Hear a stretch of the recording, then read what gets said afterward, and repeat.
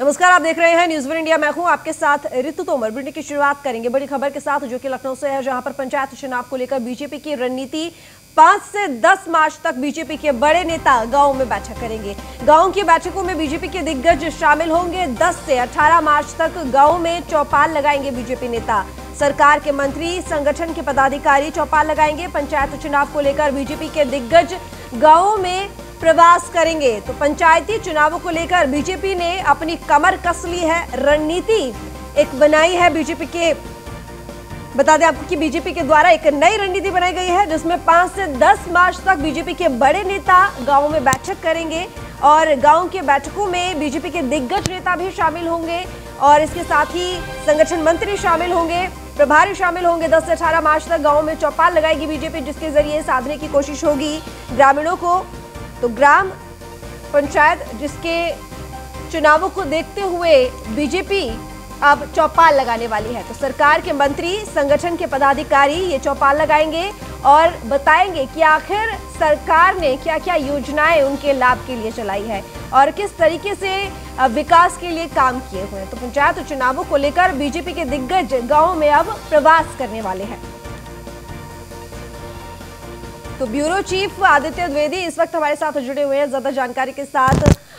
आदित्य, अब बीजेपी ने एक नई रणनीति अपनी अपनाई है, वो ये कि अब ग्रामीण इलाकों में अंचल की अगर बात करें तो क्योंकि यहाँ पर जो पंचायती चुनाव है उनको लेकर आरक्षण सूची भी जारी कर दी गई है और ऐसे में जिस तरीके से ये मुकाबला काफी कड़ा होने वाला है और बीजेपी ने इसी तरह से अपनी रणनीति में भी थोड़ा सा कोशिश की है कि जमीनी तौर पर लोगों के बीच में पहुंचकर उनको बताया जाए कि आखिर बीजेपी का एजेंडा क्या है, क्या काम उसने किया है। जी हाँ, बिल्कुल। पंचायत चुनाव की बुगुल बज चुकी है, आरक्षण सूची जारी हो चुकी है, सभी जिला मुख्यालयों को चस्पा कर दी गई है। लेकिन भाजपा की अगर हम बात करें तो उसने चुनावी रणनीति काफी पहले से तय कर दी थी। आज एक पार्टी में निर्णय लिया गया है कि पंचायत चुनाव में सभी शीर्ष नेता मंत्री अपने अपने क्षेत्रों में रात प्रवास करेंगे, दिन में बैठकें करेंगे, चौपाल लगाएंगे।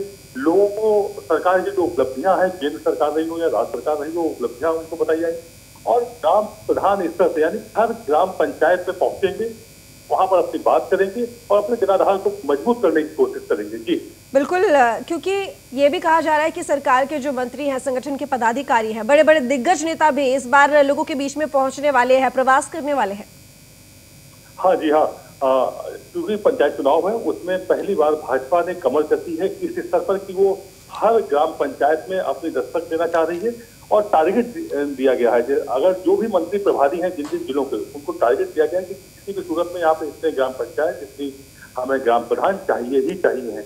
तो टारगेट लेकर पार्टी के दिग्गज मैदान में उतरे हुए हैं और गांव में चौपाल करेंगे और अपने टारगेट को अचीव करने की पूरी कोशिश करेंगे। बिल्कुल आदित्य, लेकिन बीजेपी ने एक बात तो यहाँ पर साबित कर दी है, वो ये कि चाहे चुनाव कितना भी बड़ा हो, चाहे कितना भी छोटा हो, लेकिन हर तरह के चुनावों में बीजेपी अपनी तैयारी पूरी रखती है। जी हाँ, बिल्कुल। अगर हम बात जैसे उपचुनाव की करें, हम एक उदाहरण के तौर पर अपने दर्शकों को बताना चाहेंगे।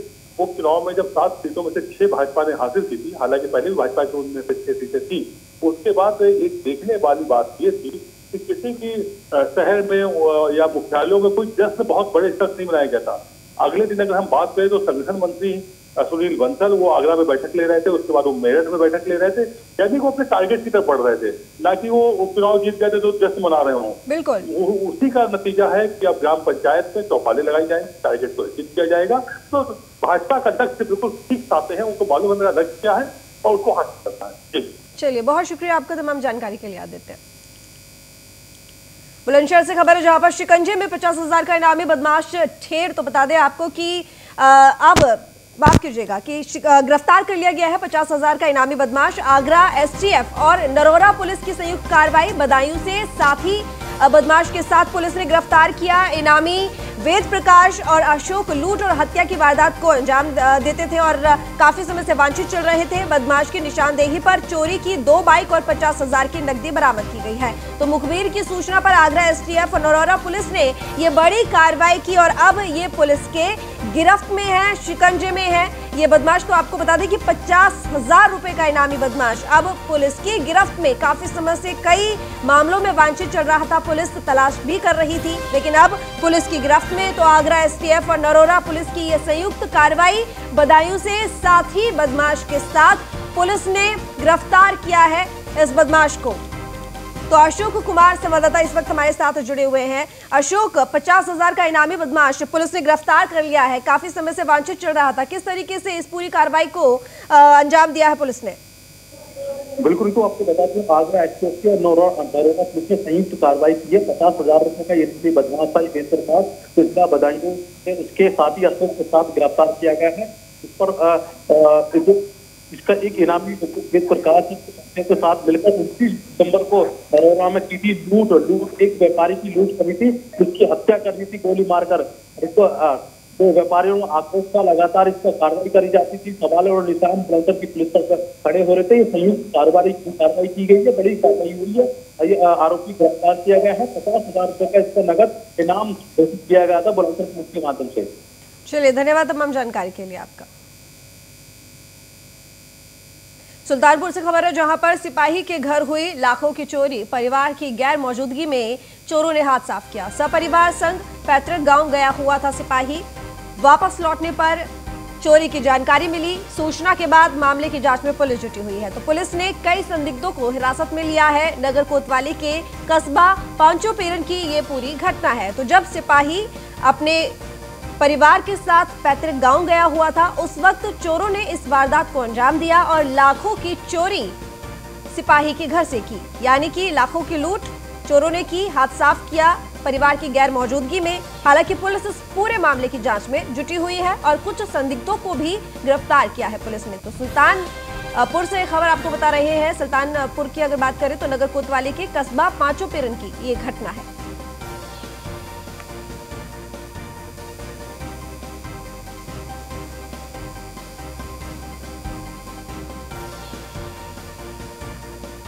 तो बता दें आपको कि सिपाही के घर पे चोरी की गई, जब सिपाही सपरिवार अपने पैतृक गांव गया हुआ था। सिपाही छुट्टी पर आया हुआ था अवकाश लेकर, उसके बाद सपरिवार अपने गांव गया हुआ था, यानी कि पैतृक घर गया हुआ था। उस वक्त पीछे से चोरों ने लाखों के माल पर हाथ साफ किया, सिपाही के घर में चोरी कर ली। जब वापस आया सिपाही, तब जानकारी मिली कि घर में चोरी हुई है। उसके बाद हालांकि बता दें कि पुलिस इस मामले की जांच कर रही है और जांच के तहत ही संदिग्धों की गिरफ्तारी हुई है। तो नगर कोतवाली के कस्बा पांचोपेरन की ये पूरी घटना।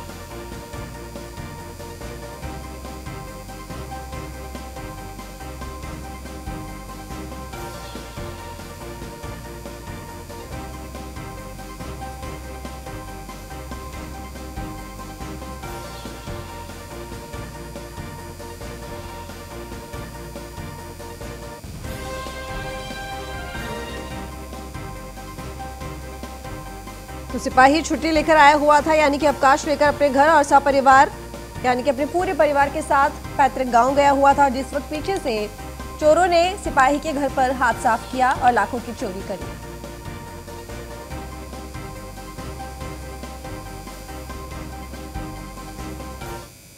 वहीं संभल में डीएम साहब का इंतजार करते रह गए फरियादी। संपूर्ण समाधान दिवस पर नहीं पहुंचे नवनियुक्त डीएम संजीव रंजन। तो डीएम साहब के इंतजार में फरियादियों की लंबी लाइन लग गई, लंबी कतार लग गई। अधिकारी मौजूद रहे लेकिन डीएम साहब नदारद रहे। बड़ा सवाल कि आखिर सरकार की मंशा को क्यों सेंध लगा रहे हैं ये तमाम अधिकारी। सवाल यहाँ ये उठता है कि आखिर सरकार तो सिर्फ आदेश दे सकती है, उसके बाद अधिकारियों का ही काम है कि उनको अमली जामा पहनाना है इस तरह की चीज़ों को लेकर। लेकिन सबसे बड़ी बात है कि अक्सर इस तरह की जो शिकायतें हैं सामने आती हैं कि जो अधिकारी हैं वो अपने काम पर ध्यान नहीं देते हैं। संपूर्ण समाधान दिवस समय पर नहीं पहुंचे जिलाधिकारी। के खिलाफ एप्लीकेशन दी थी। अच्छा, उसमें जो कार्रवाई करी तो वो हमने तो हमारे खतरे में गेहूँ भर्ती लेखपाल साहब ने। अच्छा, वो थे हमने आलू। अब टाइम क्या हुआ इस टाइम? 11:30 लगभग। डीएम साहब आए नहीं अभी? अभी तो आए नहीं। कितनी देर हो गई आपको इंतजार करते? मुझे आए हुए 10 मिनट। लखीमपुर खीरी से खबर है, जहां पर मामूली विवाद को लेकर पति ने काटी पत्नी की नाक। पीड़ित पत्नी ने पुलिस में शिकायत दर्ज कराई है, न्याय की गुहार लगाई। पति पर मारपीट करने का भी आरोप लगाया है। आए दिन किसी न किसी बात को लेकर झगड़ा करता रहता है पति। आरोपी पति को पुलिस ने गिरफ्तार कर लिया है। तो मामूली विवाद को लेकर पति ने पत्नी की नाक ही काट दी। तो लखीमपुर खीरी से खबर है, एक मामूली से विवाद पर पति ने पत्नी की नाक काट दी, जिसको लेकर पीड़ित पत्नी ने पुलिस में शिकायत भी की और न्याय की गुहार लगाई। साहब झगड़ा नहीं, सबका मारते रहा तो हम लोग खुद भाग जाते रहन घर से। सबका हथियार लेकर सबका काटे मारे दौड़त रहे घर भरे में, तो सब भाग जाते रहा। खटिया पलका सब पूरे पड़े हैं, पौड़ना नहीं। शराब पीते थे क्या? हाँ शराब, पहले शराब पिए रहे जिसे तो 5-6 दिन से शराब खूब पिए थे, सब बेच खोज के सब पिए डालते रहे। तो वैसे बता नहीं बात नहीं लागत रहा, कहते रहा बिटिया शादी करे वाली हुई गई, तुम सब बेचे बच्चे पिए ले, दिन रात शराब पिए पी के बाद मारते गिरत रहे, तब बोलते ही नहीं रहन कुछ। सब जने घर भरे न कहे हमारा ससुर को मार डाले, बत कहीं घुमा है 3 दिन, और पितिया ससुर हमारे 3 का मार डाले, बत कहीं घुमा है 3-4 दिन, पितिया देवर भाई उसका मारे, बत कहीं घूम। ग्रेटर नोएडा से खबर है, जहां पर लुक्सर जिला कारागार बॉडी वार्न कैमरा से लैस हुआ। सिपाहियों से अधिकारियों के व्यवहार पर भी नजर रखी जाएगी। वर्दी में फिक्स हो जाएगा ये कैमरा, सारी गतिविधियां रिकॉर्ड होंगी। पहले चरण में गौतम बुद्ध नगर जिला जेल में ऐसे 5 कैमरे दिए गए हैं। तो ग्रेटर नोएडा से खबर, वर्दी में अब कैमरा फिक्स होगा, सारी गतिविधियां रिकॉर्ड होंगी। डीजी सर श्री आनंद कुमार साहब के दिशा निर्देशन में कारागार के कर्मचारियों को बॉडी वार्न कैमरा से लैस किया गया है। ये बॉडी वार्न कैमरा हमारे जो हेड जेल वार्डर हैं वो हर सर्किल में लगा के रखेंगे, और इससे बंदी का बिहेवियर और हमारे कर्मचारी का बिहेवियर, दोनों के बिहेवियर उसमें रिकॉर्ड होंगे, ऑडियो और वीडियो। तो हमारे आचरण की और हमारे सिपाही के आचरण की जो पारदर्शिता है वो बिल्कुल उसमें रिकॉर्ड होगी, और समय पर ज़रूरत पड़ने पर उसको रिकॉर्डिंग को देखा जा सकेगा, जिससे सच्चाई सबके सामने होगी। आगे चलकर हमारे ये कैमरे जो हैं वो ऑनलाइन भी होंगे, तो ये शिकायत करते ही ख़त्म हो जाएगी कि हमारे सिपाही का बंदी के प्रति बिहेवियर ठीक नहीं है। अगर बंदी गलत बिहेवियर करेगा तो वो भी रिकॉर्ड होगा। ये पूरे ज़िले में ये पहली बार ऐसा इस जिले में पूरे जिले में हो रहा है? ये सारे यूपी के जेलों को दिए गए हैं, लेकिन हमें सर्वप्रथम मिल गए हैं 5 कैमरे, हमें बॉडी वार्न कैमरे मिल गए हैं, जिनका प्रयोग हमारे कर्मचारियों द्वारा किया जा रहा है। बदायूं से खबर है, जहां पर संदिग्ध परिस्थितियों में किसान की मौत। खेत में सिंचाई करने गए 55 साल के किसान की मौत हो गई। खेत में किसान का शव मिलने से हड़कंप मचा हुआ है। जहरीले कीड़े के काटने से मौत की आशंका। जरीफ नगर थाना क्षेत्र के शादीपुर गांव का ये पूरा मामला है। तो खेत में किसान का शव मिलने से हड़कंप मचा हुआ है। बदायूं से ये खबर है, संदिग्ध परिस्थितियों में किसान की मौत हुई। खेत में सिंचाई करने गए 55 साल के किसान की मौत हो गई। खेत में किसान का शव मिलने से हड़कंप मचा हुआ है। जहरीले कीड़े के काटने से मौत की आशंका जताई जा रही है। तो जरीफ नगर थाना क्षेत्र के शादीपुर गांव का ये पूरा मामला है।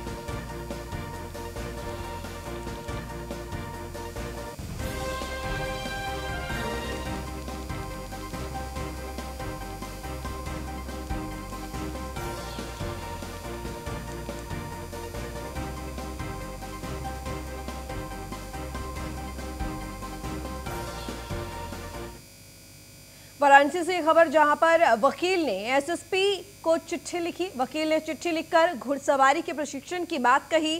पेट्रोल डीजल के बढ़ते दामों को लेकर ये चिट्ठी लिखी गई। 27 फरवरी को एसएसपी अमित पाठक को ये चिट्ठी सौंपी गई थी। वकील की चिट्ठी सोशल मीडिया पर जमकर वायरल हो रही है। तो पेट्रोल डीजल के बढ़ते दामों को लेकर ये चिट्ठी लिखी गई है वकील की तरफ से। तो वकील ने एसएसपी को चिट्ठी लिखी।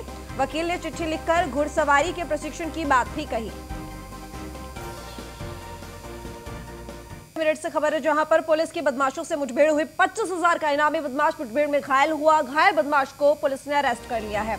बदमाश का दूसरा साथी मौके से फरार हो गया। कई धाराओं में बदमाश पर मुकदमे भी दर्ज कर लिए गए हैं। तो मेरठ से खबर है, जहां पर पुलिस की बदमाशों से मुठभेड़ हुई। 25,000 का इनामी बदमाश मुठभेड़ में घायल हुआ। घायल बदमाश को पुलिस ने अरेस्ट कर लिया है। बदमाश का दूसरा साथी मौके से फरार हो गया है। कई धाराओं में बदमाश पर मुकदमे भी दर्ज है। काफी समय से पुलिस तलाश कर रही थी बदमाश की, लेकिन अब ऑपरेशन क्लीन के तहत 25,000 का इनामी बदमाश मुठभेड़ में घायल। थाना ब्रह्मपुरी में आज 1:30 बजे पुलिस द्वारा चेकिंग की जा रही थी, और इसी दौरान जरिए मुखबिर ये सूचना मिली कि 2 अपराधी मोटरसाइकिल से हैं और ये बिजली बम्बा बाईपास की ओर आगे बढ़ रहे हैं। इस सूचना पर पुलिस द्वारा बैरियर लगा के चेकिंग की गई। चेकिंग के दौरान उन लोगों ने बैरियर तोड़ के भागने की कोशिश की। इस दौरान उन्होंने पुलिस पर फायरिंग भी की, आत्मरक्षार्थ पुलिस ने फायरिंग की। इसमें एक अपराधी जिसका नाम फैजल है उसके पैर पे गोली लगी। एक अपराधी भागने में सफल रहा, उसे तत्काल मेडिकल के लिए उपचार के लिए भेजा गया है। इसके पास से स्प्लेंडर मोटरसाइकिल, एक 315 बोर का तमंचा, 2 खोखा कारतूस और 2 भरा हुआ कारतूस मिला है। इसकी क्रिमिनल हिस्ट्री अच्छी है, 14 मुकदमे पंजीकृत है और 25,000 का इनामी गैंगस्टर के एक मामले में। फर्रुखाबाद से खबर है जहां पर 5 साल की मासूम से रेप की कोशिश की गई। पैसों का लालच देकर पड़ोसी युवक ने कोशिश की। परिजनों ने युवक के खिलाफ तहसील दिवस में शिकायत की। थाना शमशाबाद क्षेत्र के कोटला का ये पूरा मामला है। तो फर्रुखाबाद से खबर जहां पर 5 साल की मासूम से रेप की कोशिश और पैसों का लालच देकर पड़ोसी युवक ने ये कोशिश की 5 साल की मासूम बच्ची से। तो बता दें कि परिजनों ने युवक के खिलाफ तहसील दिवस में शिकायत की है और थाना शमशाबाद क्षेत्र के कोटला का ये पूरा मामला है। तो 5 साल की मासूम बच्ची से रेप की कोशिश की गई। पड़ोस में रहने वाले एक युवक ने पैसों का लालच देकर रेप की वारदात को अंजाम देने की कोशिश की, लेकिन परिजनों ने युवक के खिलाफ तहसील दिवस में शिकायत भी की है।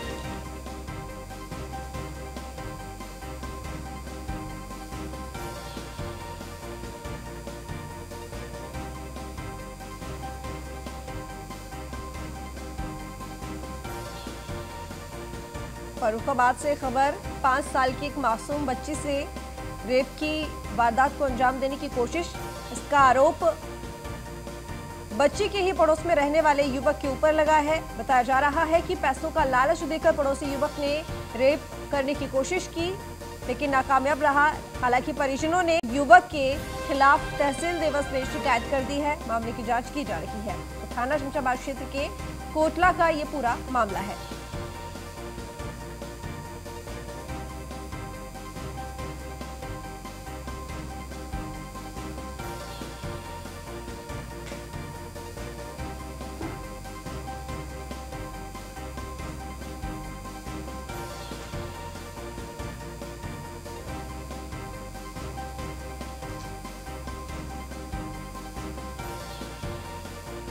तो अमित औदित्य इस वक्त हमारे साथ जुड़े हुए ज्यादा जानकारी के साथ। अमित, आरोप लगा है 5 साल की एक मासूम बच्ची के साथ रेप की वारदात को अंजाम देने की कोशिश, उसी के पड़ोस में रहने वाले युवक के ऊपर, जिसको लेकर शिकायत भी दर्ज कराई गई है। क्या है पूरा मामला? देखिए बता रहा हूँ ना, ये पूरा मामला शमशाबाद क्षेत्र के पटोला गांव का मामला है। यहाँ पे जो है खेलते समय जो है 5 वर्ष की बच्ची का दुष्कर्म का प्रयास किया गया। वहीं आरोपी घर के बगल में ही रहता है। घर के बच्ची को महिला उठाकर सड़क के किनारे देकर पड़ोसी युवक से घर ले गया। जब घर से बाहर निकलते बच्ची को पड़ोसी युवक उसको देख लिया है। बच्ची को जो है जाकर उसके साथ में जो है दुष्कर्म का प्रयास किया। ठीक, चलिए, बहुत शुक्रिया आपका तमाम जानकारी के लिए। ग्रेटर नोएडा से खबर है जहां पर पेंशन रोकने को लेकर धरने पर बैठे लोकतंत्र सेनानी नेमचंद शर्मा। नेमचंद शर्मा ने कलेक्ट्रेट ऑफिस में तैनात बाबू पर आरोप लगाए हैं। गलत तरीके से पेंशन रोकने के चलते धरने पर बैठे नेमचंद शर्मा आने को बाहर अधिकारियों से शिकायत के बावजूद कोई राहत नहीं मिली। राष्ट्रीय स्वयं संघ से लंबे समय से जुड़े हुए हैं नेमचंद शर्मा। पेंशन न मिलने तक करेंगे धरना। बाबू पर संगीन आरोप भी नेमचंद शर्मा ने लगाए हैं।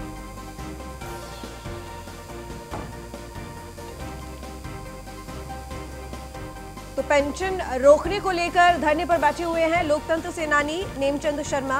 ललित पंडित संवाददाता हमारे साथ जुड़े हुए ज्यादा जानकारी के साथ। ललित, पेंशन क्यों रोकी गई आखिर लोकतंत्र सेनानी नेमचंद शर्मा की, और कई चक्कर उन्होंने काट लिए फिर भी कोई कार्रवाई नहीं हुई, उनको धरने पर बैठना पड़ा आखिरकार? जी बिल्कुल, नेमचंद शर्मा के द्वारा कलेक्ट्रेट जिला कलेक्ट्रेट है उसको धरना दिया जा रहा है। साथ ही जब जिलाधिकारी से इस मामले में बातचीत की गई, उनसे मामला जानने का प्रयास किया गया, उनके द्वारा बताया गया कि इनको कोई मुकदमा दर्ज है, उसको लेकर के जिला प्रशासन से जो इनकी पेंशन थी वो रोकी गई थी। लेकिन वही बड़ी चीज है, एक बड़ा सवाल यहाँ पे खड़ा होता है कि जिस व्यक्ति को जब तक वो दोस्त ना हो जाए किसी मुकदमे में, तब तक उसके ऊपर किसी भी तरह की उसे आरोपी नहीं माना जाता है। तो ऐसी स्थिति में उनकी पेंशन नहीं रोकी जा सकती। तो कहीं ना कहीं जो नेमचंद शर्मा के द्वारा जो आरोप लगाए जा रहे हैं वो सत्य होते हैं। और जो नेमचंद शर्मा के द्वारा एक बाबू जो कलेक्ट्रेट में कार्यरत है बाबू, उसके ऊपर जो आरोप लगाए गए वो काफी हद तक सही मालूम होते हैं। यही जिलाधिकारी के द्वारा भी कहा गया कि मामले की जांच कराई जा रही है। जो अन्य जनपदों में जहां पर इनका मुकदमा दर्ज बताया जा रहा है और उसमें जेल से वो अन्य जगह से उस मामले में जानकारी प्राप्त करने का प्रयास किया जा रहा है। चलिए, धन्यवाद आपका तमाम जानकारी के लिए ललित। बरेली से खबर, जहां पर थाने में खड़ी बाइकें बनी आग का गोला, आधा दर्जन से ज्यादा बाइकें जलकर राख हो गई। पुलिस कर्मियों ने पानी डालकर आग को किसी तरह बुझाया। शीशगढ़ थाना परिसर का ये पूरा मामला है। तो थाने में खड़ी हुई बाइकें आग का गोला बन गई। ये तस्वीरें देख सकते हैं आप, ये थाने में खड़ी हुई थी बाइकें और देखते ही देखते ये आग का गोला बन गई। आधा दर्जन से ज्यादा बाइकें जलकर कुछ ही चंद ही मिनटों में राख हो गई। तो पुलिस कर्मियों ने पानी डालकर किसी तरह से इस आग को बुझाया। एक्सक्लूसिव तस्वीरें इस वक्त हम आपको दिखा रहे हैं। शीशगढ़ थाना परिसर का ये पूरा मामला है, जहां पर थाने में खड़ी हुई बाइकें कुछ ही मिनटों में जलकर खाक हो गई। लगभग आधा दर्जन ये बाइकें थी। तो पिछले साल कोरोना महामारी काल को देखते हुए धमतरी नगर निगम में बजट बैठक नहीं हो पाई।